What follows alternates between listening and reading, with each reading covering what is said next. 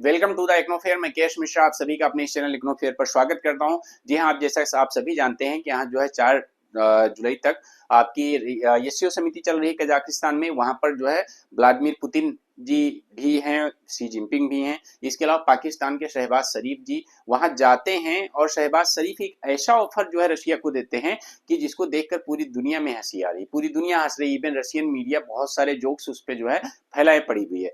ठीक है, तो ऐसा ऑफर आप जानना चाहेंगे कि कैसा ऑफर, मैं बताता हूं आपको। आप ये बताइए, आपने बार्टर सिस्टम सुना है? ठीक है, तो बार्टर सिस्टम के बारे में आप सोचिए कि पाकिस्तान को जो है ऑफर करता है रशिया को, कैसा है हम लोग बार्टर सिस्टम में ट्रेड करते हैं। भाई आज की डेट में बार्टर सिस्टम में ट्रेड करना एक फनी नहीं लगता है आपको? मतलब एक जो विनिमय प्रणाली होती थी, एक सामान के बदले सामान दो। ठीक है, आप हमें एनर्जी सप्लाई दो, हम आपको टेररिस्ट देंगे।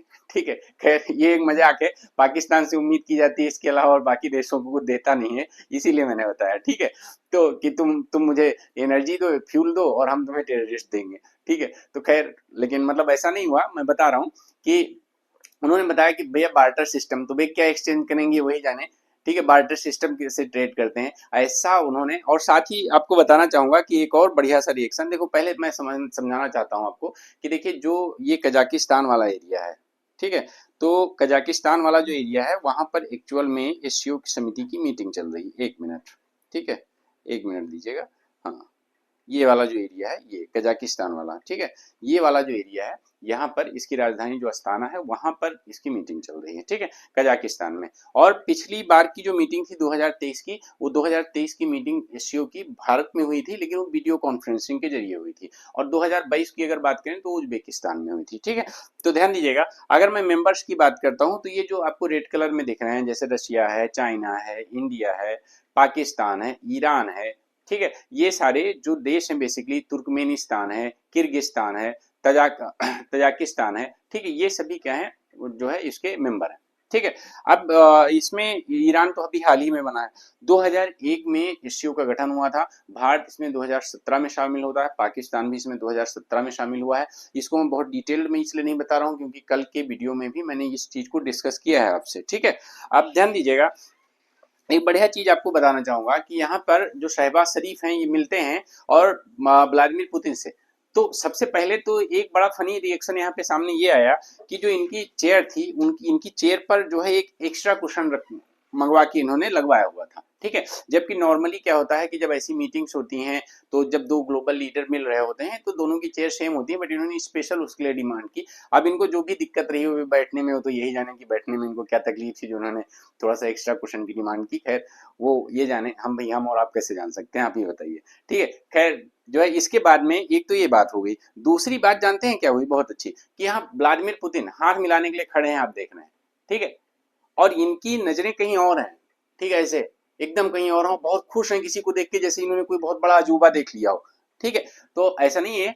जो है इन्होंने क्या किया, आप सोचो, एक देश का राष्ट्रपति मतलब राष्ट्राध्यक्ष आपके सामने खड़ा है, वो हाथ मिलाना चाहता है, और ये उस देश के विदेश मंत्री को देखते हैं और हक्के बक्के रह जाते हैं और वहां से चल पड़ते हैं और जाके उस विदेश मंत्री से हाथ मिलाकर वापस आते हैं। इसके बाद ये जो है पुतिन से हाथ मिलाते हैं। ठीक है, तो मतलब ये कुछ फनी रिएक्शंस हैं इनके, जो मतलब बेसिकली जो है रशियन मीडिया भी बहुत जोर तोर से जो है इसको मतलब जोक्स बना के वायरल कर रही है। आप देखेंगे तो आपको यूट्यूब पे भी मिल जाएंगे, आपको जो है एक्स पे ट्वीट भी रशियन मीडिया का मिल जाएगा, आपको इस तरह से कई सारे मिल जाएंगे। ठीक है, तो इसके बाद में जब ये मिलते हैं तो मिलने के बाद में जानते हो क्या करते हैं? ये कहते हैं कि भाई आपका बहुत बहुत धन्यवाद है, आप हमें एनर्जी सप्लाई दे रहे हो और आगे भी उसको बढ़ाने की कोशिश कर रहे हो। आप बताएं इसका जानते हैं सिर्फ व्यापार कितना है रशिया और जो है इसके बीच में? ठीक है, सिर्फ और सिर्फ 1 बिलियन का। ठीक है, अब उसके लिए रशिया से ये कह रहे हैं कि यहाँ जो है ऐसा है कि PM Shehbaz meets Putin, calls for expanding barter system, barter trade.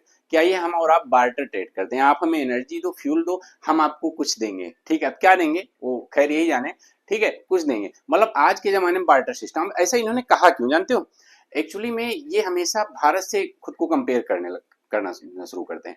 बात मैं अगर करता हूँ 1960-70 के बीच में भारत की स्थिति अच्छी नहीं थी, आप सभी जानते हैं। और यूएसएसआर उस समय था, तब रशिया नहीं था, यूएसएसआर था, रशियन फेडरेशन नहीं था।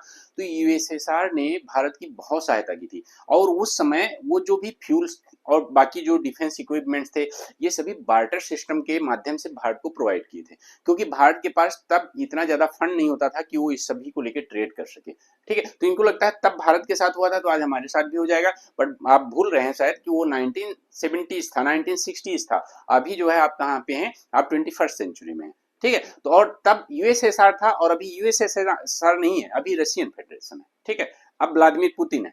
ठीक है, लेकिन इन्होंने बेझिझक इस चीज को ऑफर किया कि भाई वाटर सिस्टम से हम और आप ट्रेड करते हैं। देखो उसका रीजन क्या है, क्योंकि जैसे ये ट्रेड बढ़ाना तो जरूर चाहते हैं, लेकिन आपको क्या लगता है कि पाकिस्तान के पास में इतना पैसा है कि अगर जो है फ्यूल या एनर्जी के अन्य सोर्सेज जो रसिया इनको प्रोवाइड करता है। हालांकि रसिया आप जानते हैं एशिया में इस वक्त सबसे चाह रहा है ट्रेड बढ़ाना, क्योंकि वेस्टर्न कंट्रीज से कट चुका है उसका। ठीक है, मतलब उसका ट्रेड कट चुका है। ठीक है, तो उसका ट्रेड कट चुका है वेस्टर्न कंट्रीज से, बहुत सारे जो है उसके ऊपर सैंक्शंस लग चुके हैं। तो ऐसे में जो है बेसिकली जो है रसिया चाहता है, जैसे अभी देखना नॉर्थ कोरिया से डील हुई, वियतनाम भी विजिट हुई, भारत के साथ ऑलरेडी पहले से ही भाई देखा जाए हिस्टोरिकल बैकग्राउंड ही इतना मजबूत रहा है भारत के साथ उसका, तो ट्रेड चल ही रहा है। अब ये पाकिस्तान भी चाहता है, लेकिन पाकिस्तान के पास भाई अगर आप किसी देश से इंपोर्ट करते हो, आपके पास कुछ पैसा तो होना चाहिए। ठीक है, आपको पता है फॉरेन करेंसी रिजर्व पाकिस्तान का कितना बचा है, सिर्फ $9 बिलियन। ठीक है, आप ध्यान से देखिए, और लगातार ये गिरता जा रहा है रिजर्व। ठीक है, आप देखिए। ठीक है, टोटल एंड ऑफ जून तक अगर मैं बात करूं तो सिर्फ और सिर्फ 9 बिलियन का जो है बेसिकली 9 बिलियन का देखिए।